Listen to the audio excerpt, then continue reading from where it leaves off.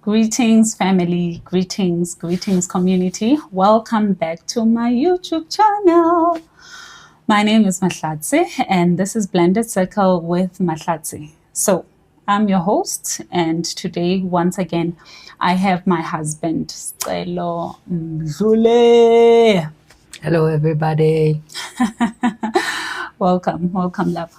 So once again it's good to have you with me. And this is one of those episodes where I feel like actually I had a plan in my head and I just couldn't articulate it well to him. But for some reason, I managed to get him to be part of this episode.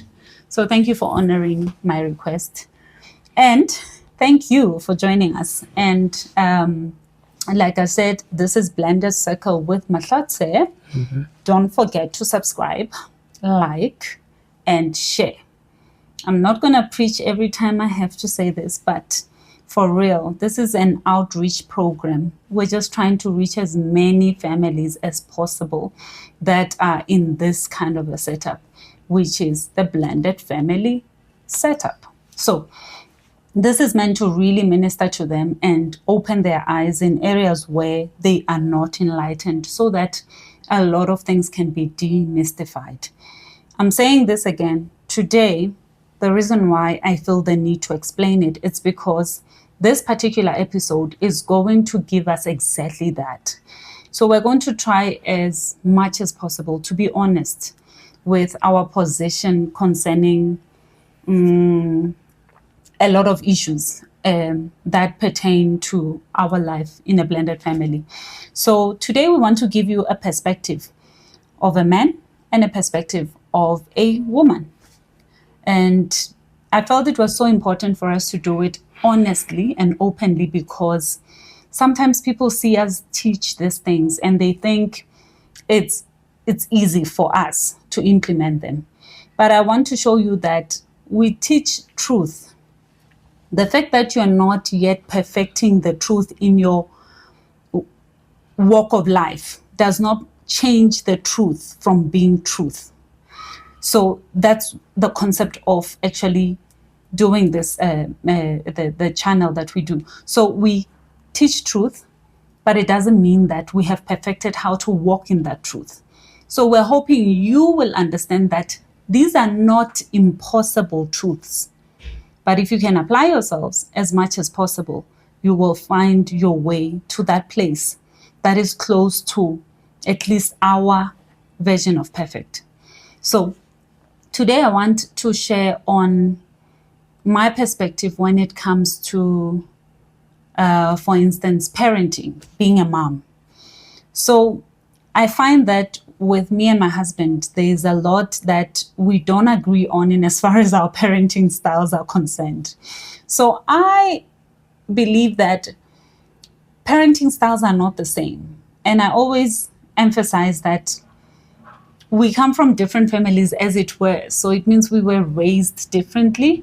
We were exposed to a different kind of parenting, which already informs why we will be different in how we look at parenting. So, and I believe as a mom, I always say this, even in my episodes, that as a mom, I believe that I'm called to also be a coordinator and an administrator of my home. So I coordinate the relationship, my husband, who happens to be a father, the relationship he has with the children. Because I believe that an approach of a father is very godlike, and it can be very visionary minded, according to my understanding, which means I believe that men and fathers parent from a place of seeing the future. They usually parent children any day. It's a lessons learned day with fathers. That's what I observed. So they're always addressing children on a daily basis, on the basis of who they will become as a 35-year-old, as a 30-year-old, as a 16-year-old, whatever the case may be. It's always futuristic. And I believe that that is necessary and it's important. The same way I believe that as a mom, I have a nurturing approach. I have that bone in me. I can't help myself. So I nurture in my approach when it comes to parenting children every day. And it can be different from, from one person to another. As an individual, Mahlatsi, and as a mom, there is a nurturing approach that I use, and there's a negotiating approach that I use when it comes to parenting. And this is to all my children. So I always lead with love. I always lead with affirmation. I always lead with embrace. Then I go for the disciplinary part of the relationship. So I always believe that by the time I'm having a discussion with you, I want to remember first that, did I ever teach you concerning that particular area? And if I feel like I didn't teach you enough, I'll probably sit down with you and say, okay, Nana, when you did this, what were you thinking? So we have a discussion, me and you, and it will come from that place first. So that's my approach personally as Mahlatsi and also as a mom.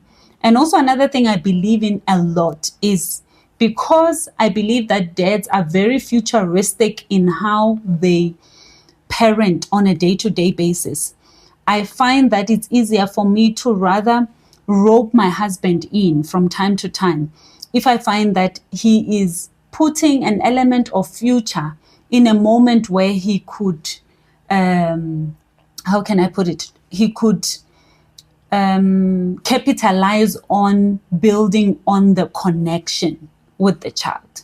Because sometimes when you talk about the future and goals and vision, it somehow does not address the connection part.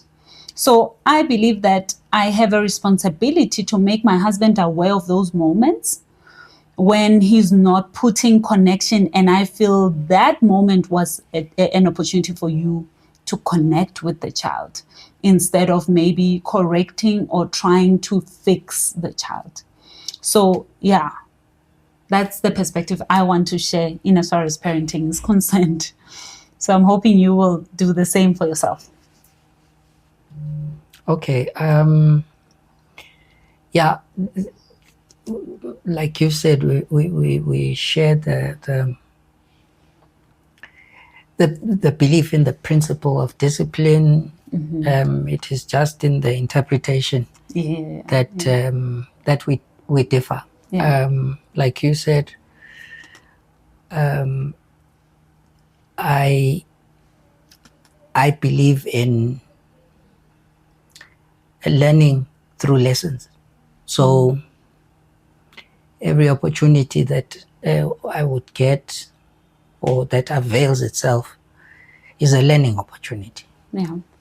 That may not be the ideal way, but that's what I know, because that's what I've been exposed to. Mm.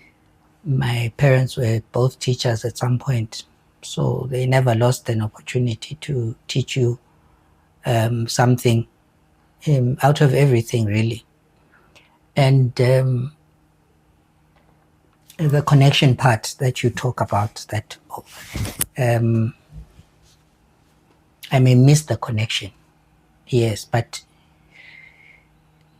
this is where the complication of a blended dynamic comes in. Mm. You've come from an environment where your family was already blended.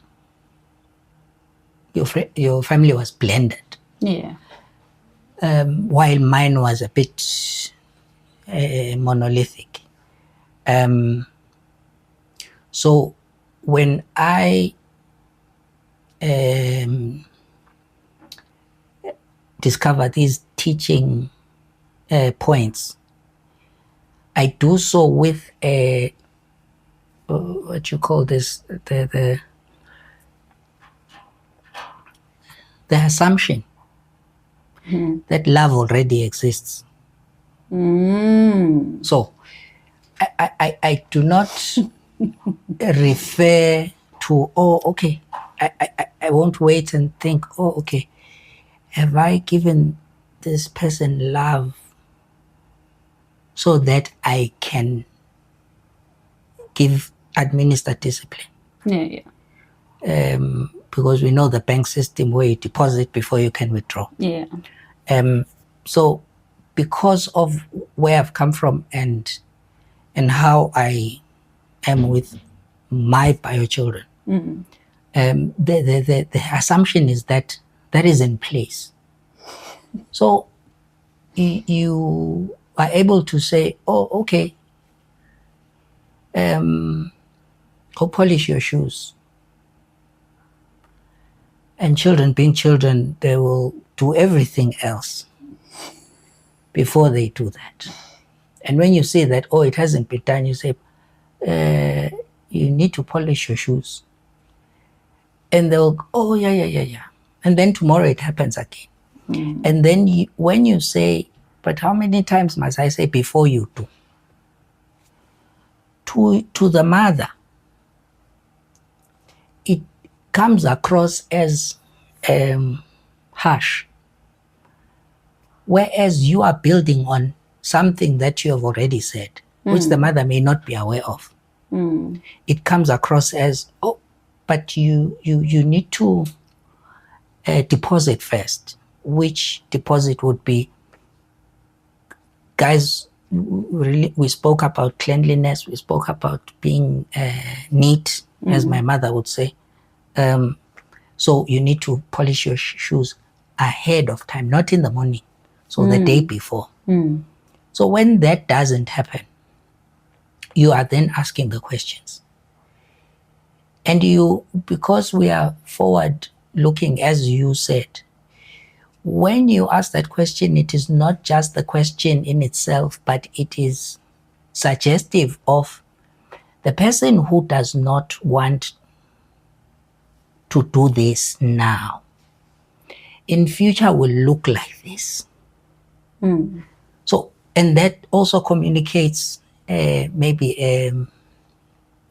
a scenario where you are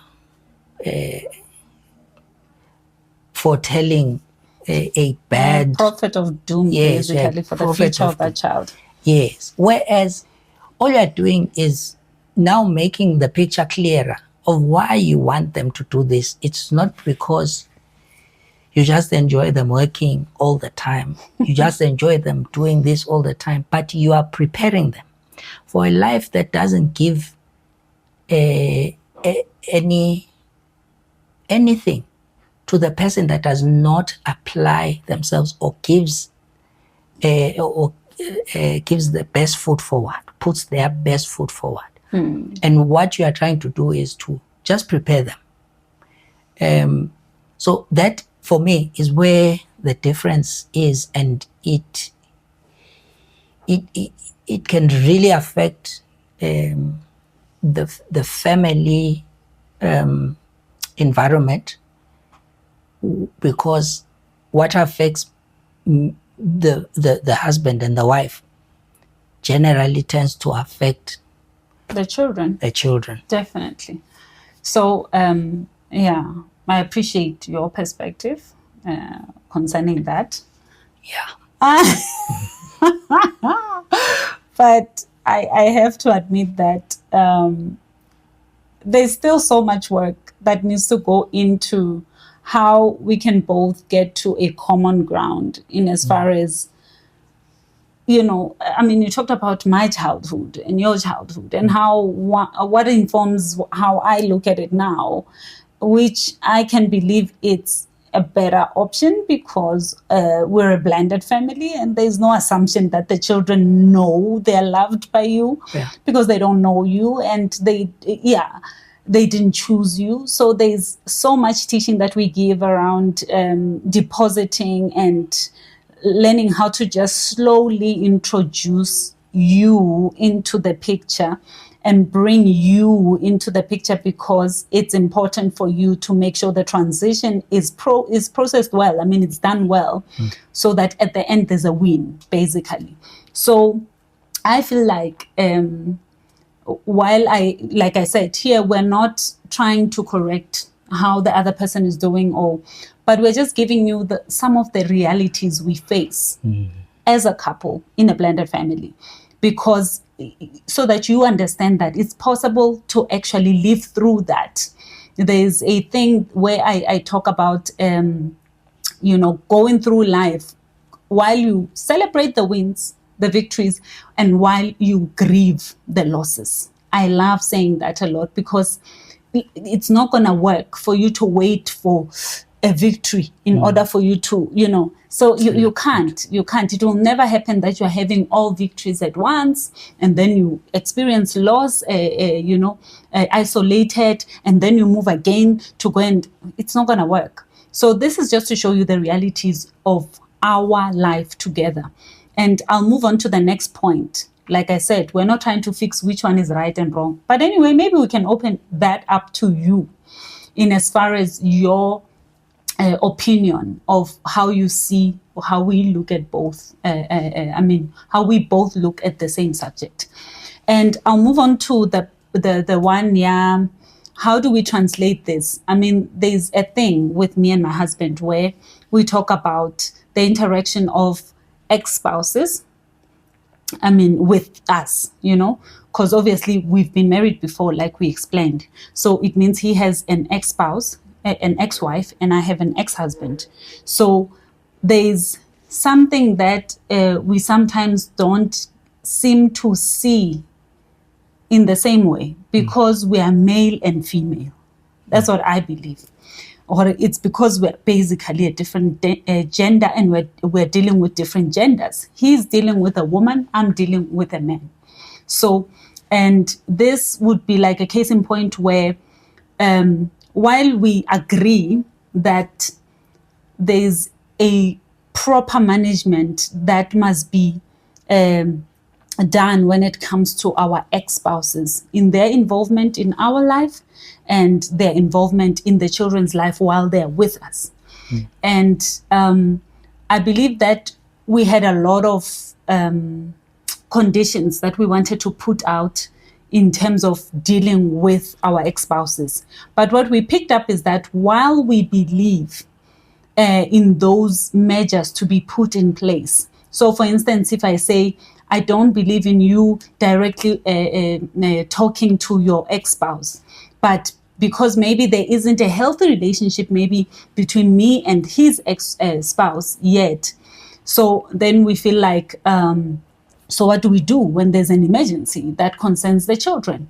So in those instances, I suggest to him that, love, you need to open a line of communication for emergency purposes only. So it means if there's an emergency, you can directly communicate with your ex-spouse, because we do it for the sake of the child at that given moment. And if there's no unhealthy practices there, we're able to then maintain a certain managed relationship in as far as that is concerned. And to me, it can be very interesting because, for instance, the difference with me is that I believe that men, particularly, they have a specific way they want to be addressed. They are not like women. I believe that with men, there is a specific preparation you put in place for you to bring a subject matter to them. They are not easily, malleable when it comes to how certain things are addressed, at least the kind of men that I'm exposed to.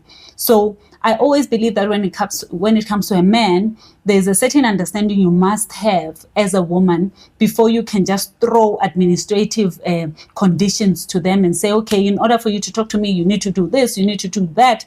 It's not the same for us. At least that's what I believe. I think there's a way in which a woman administrates even that particular, relationship, the same way I administrate a relationship between you and your ex-spouse. And it becomes very strange to compare the two because it's almost incomparable. So the principle can be the same. So we could believe that the principle is that that relationship must be managed. But the issue is it will be different in how we manage the ex-spouse situation. I don't know if I made sense in how I see it. Yeah. Yeah, you're right. While the principle may be the same, the application is different. Yes.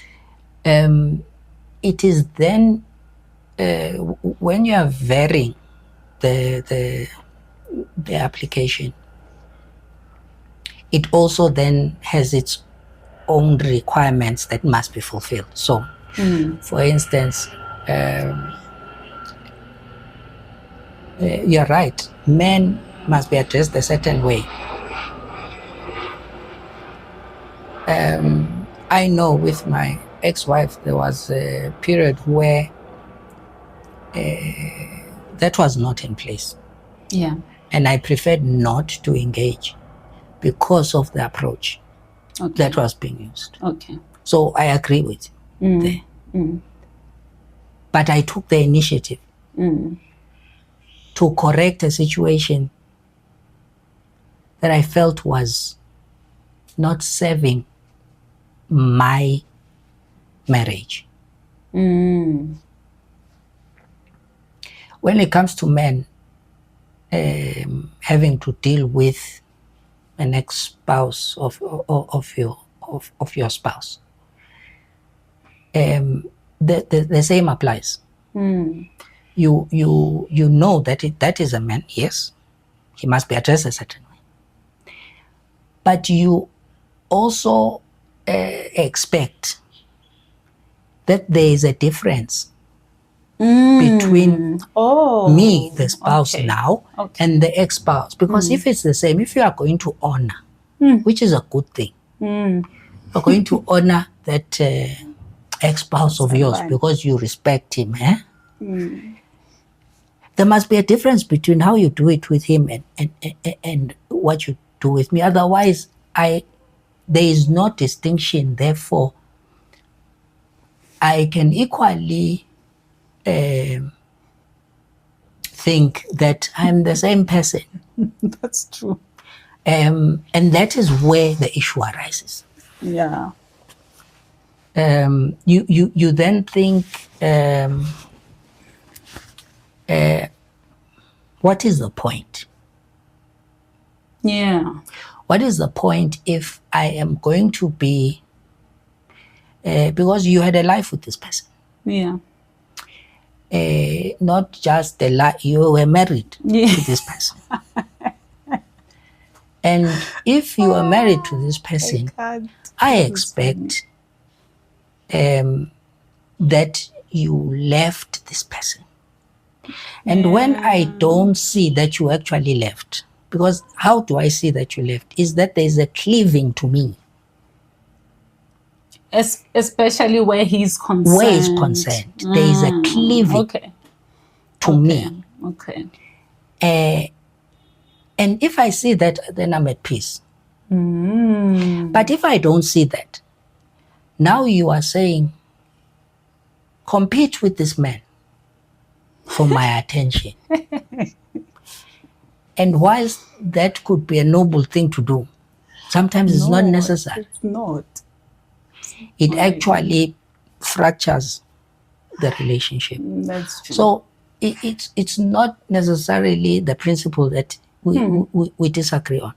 It is the application. We don't disagree on the principle. The application is so important that it either builds your marriage or it has the potential to destroy what is a good thing.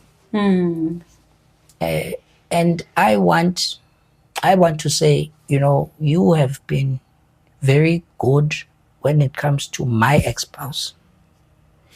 There was a time where I didn't see that I was not choosing you. By actions that I was doing without noticing. But once that was brought to my attention, I tried to correct those things to the point where you had confidence to even say, no, you can talk to the person directly because you have this and that emergency. Place, but where that is absent, it would cause a problem for you as well. Yeah. So it's the same even with me, that you may want to do things that are slightly different in a different way, but certain things need to be in place. That's true.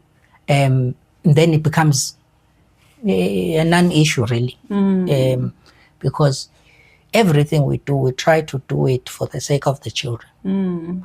I have no business talking to my ex, except I have children with her. Yes, that's true. I'd like to believe you have no business with your ex, except the children. Yeah. And if we centralize or focus our attention on the children, then maturity demands that we have to overlook certain things for the sake of the children. But when it comes to marriage, there are things we cannot overlook. Yeah, I hear you. In this matter, hear you. Yeah, that's interesting. There's something that the camera is doing to us, because my husband is expressing certain things in a way I've never heard them, which I think is very powerful, because we talk about this because it's things we've experienced, guys. It's not even from just an imaginary thing, but they're not a hypothesis. Basically, they're real. And I think I never thought about it like that, especially when it comes to the honor part. And also just, we always teach on marriage thrives in first place. And I think in those moments, it really does reflect that. Like, Gutsi, are you really choosing the marriage and putting it first?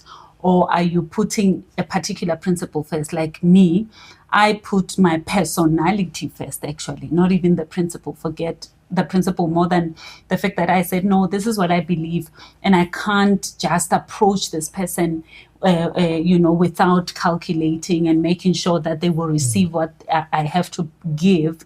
Well, I was more bothered by that, because personality wise, that's how I am, and I forgot that can communicate something else. Yeah. So that actually makes a lot of sense. And I believe that it would be the same for me, the same, even when it comes to me, it would be like that. I would feel, if you're not choosing me, I'd feel that, and I'd be able to sort of bring that up. So, yeah, I think that's just about it. Ne? I'm only doing 2 points of how we see certain things. Do you have another one that we can do now? No, we need another half an hour. Really, for that one? Which one is that, for the sake of it? No. You're not saying it? Okay. That one has to do with intimacy. Oh, okay. That can be an episode on its own. Yeah, that can be an episode on its own. I think, that one is big. That's true. Anyway, so without wasting any more time, I think we've been here for some time already now. So in conclusion, the main reason behind this particular episode was just to show you that there's a way in which we just don't see things the same, and we chose to give ourselves to the process of working through them. And some of it, honestly, guys, we want to say that it's not, you don't have to agree on everything. That's the truth. Things don't have to look the same for them to work, because then why are you two different people? And I think the only art that you must be good at is just embracing each other where you are and finding a way to love each other into oneness, regardless of how different your point of views can be, basically. So, some of it's important. There are some points that are very important for you to agree on. Otherwise, your marriage wouldn't really work if you were differing in every sense of the word.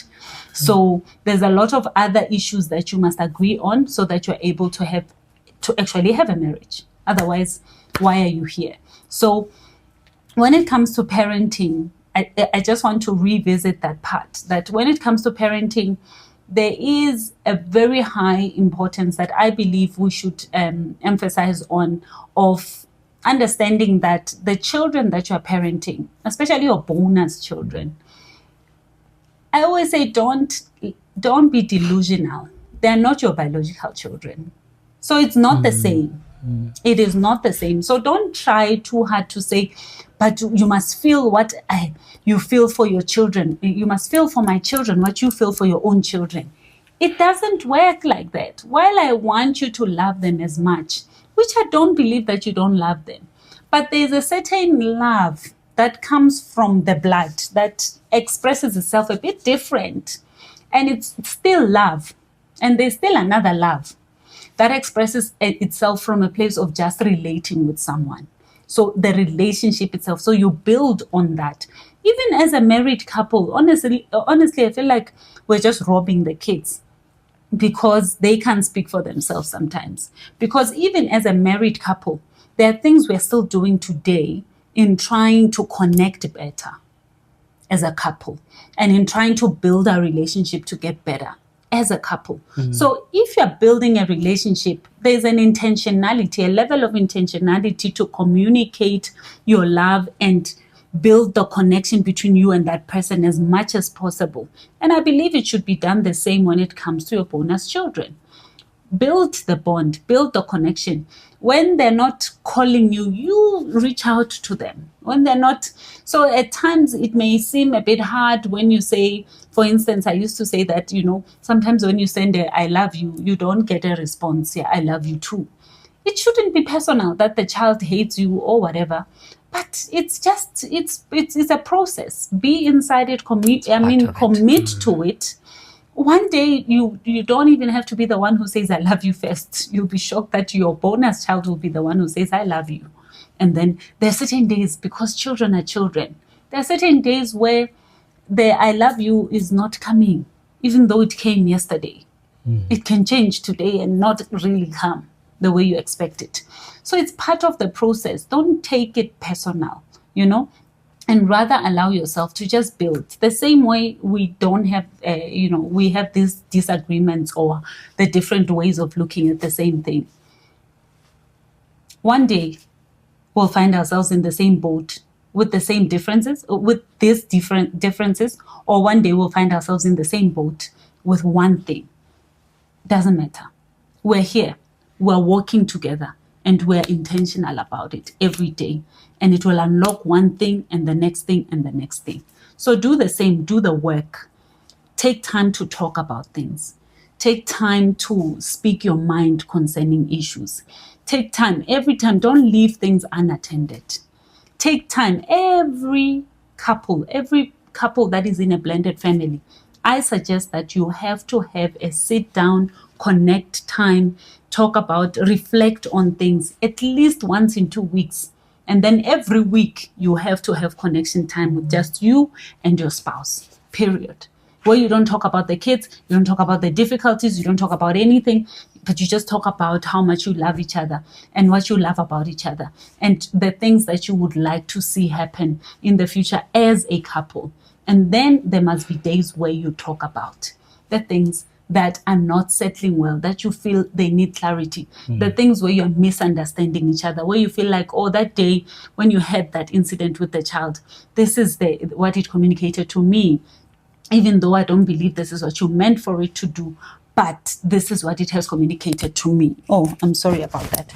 But this is what it has communicated to me. So in order for you to just connect better and be able to clarify all the misunderstandings as much as possible. Yeah. Is there any closing remarks that you have? Now I have a mic. Yeah, it's just to say that, look, we the same issues that we talk about struggles that we go through, that we have. The issue, as my wife was saying, is to keep at it and to talk about it and try and work it out. But some of these issues are inevitable, simply because you're different. You're two different people. You have two different backgrounds. Your socialization is different. But one thing that keeps us aligned is the Word of God. Even these good. differences that we talk about, that's why they're interpretation issues. They're not principle issues, because our principles are one. We get them from the same place. And where we have issues about our principles, we have people around us that are able to help us find alignment. But that is another important thing, that you must have a common set of values. Because without them, then on top of the issues that you'll face being blended, you'll have other issues. And they'll be continuous. But once the set of values are common, it's easier to then deal with the issues or personality issues that we have. Yes, because it then leaves us with that only to deal with. Because the value system is common, then the principles will definitely come from the same place. They settle us. Then the rest is just personality, perspective, point of view. We'll deal with those. So anyway, thank you so much for that. I think that was really powerful. I hope this was actually helpful to you and it was fruitful to you. So don't forget, like, subscribe, share, hit the notification bell, and try and get the word out there for us. So thank you for joining me. Thank you for joining me, my husband. Welcome. Thank you so much. This was so fruitful, even for me. I got quite a lot from you today. I got to pick on your brain and your perspective and your point of view. So it really clarifies a lot for me. So guys, thank you so much for being with us. This is Blended Circle with Mahlatsi. We're redeeming communities one family at a time. So join the community by subscribing, join the community by commenting, giving us your perspective as well. We would like to hear from you. Thank you so much. God bless you.